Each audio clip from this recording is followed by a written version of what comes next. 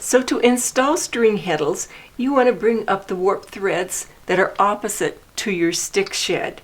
So run your batten through and make sure that you pick up the opposite threads from your stick shed. So check and make sure that you have the opposite threads. And then you can move your stick shed up out of the way. Turn your batten on its side so you can have room to work. And then you want to use a 1/4 inch dowel or 3/8 inch dowel and put your heddle thread on with a slip knot. And then run it all the way through your weaving with your thread still attached to the ball. So your thread is going through that shed and it's attached to the stick.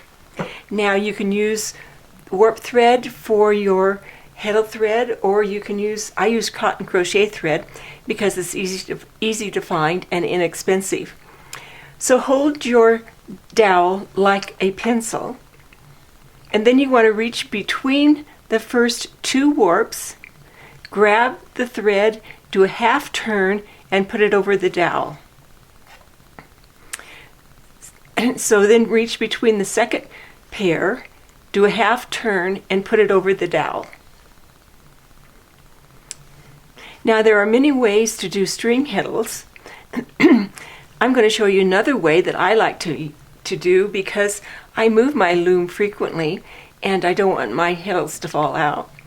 So I reach between those first 2, I grab the thread, do a half turn over, and then before I move to the next pair, I grab that same thread, do another half turn, and put it over my stick, making a half hitch. Now you want to make your heddles at least as long as your batten is wide. So if you have a 1-inch batten, you need 1-inch heddles.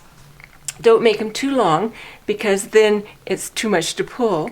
And if you get them too short, you can't turn the batten on its side in the opposite shed.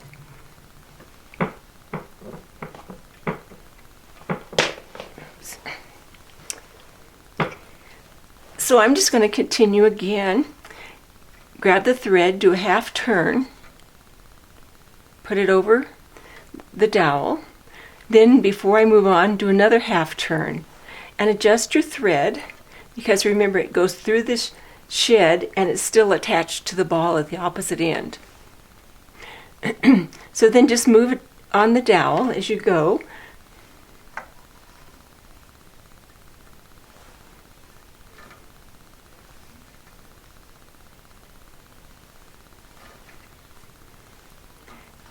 So that each one of those warp threads has a string heddle around it.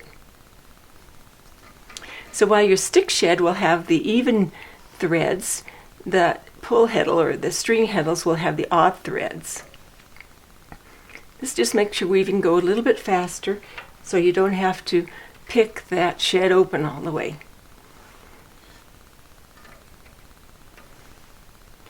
So again, try to keep them about the same length and then just gradually move them over.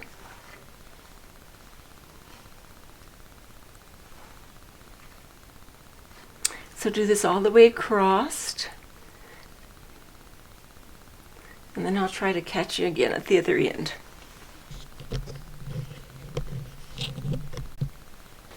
When you have reached the other side, tie a square knot just to finish it off. And remember, this doesn't have to look pretty because it is just an aid to your weaving.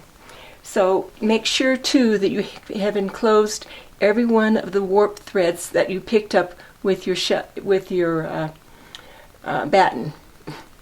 And make sure that it's exactly the opposite threads from your stick shed.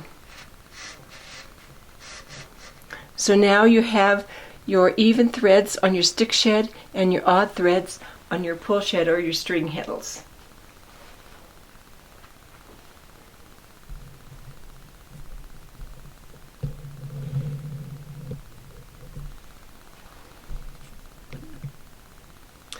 So you can get a little idea of how that looks.